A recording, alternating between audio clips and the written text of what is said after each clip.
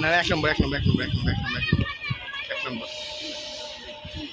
ও তিতুমিরের লোক নেই সেরকম, ঠিক আছে।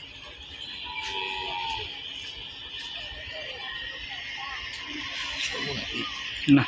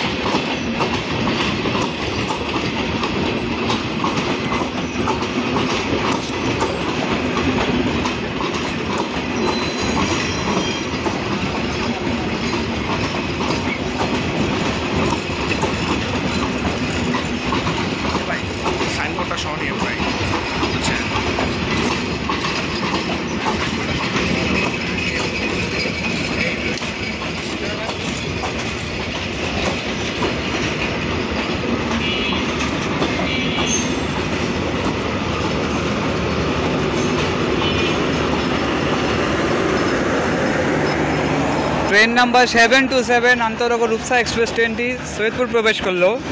আর অল্প কিছুক্ষণের মধ্যে তিতুমির এক্সপ্রেস ট্রেনটি হয়তো 2 নম্বর প্ল্যাটফর্মে প্রবেশ করবে। দেখা যাক না এখানেও তিতুমির আবার নীলফামারীতে বসে থাকবে।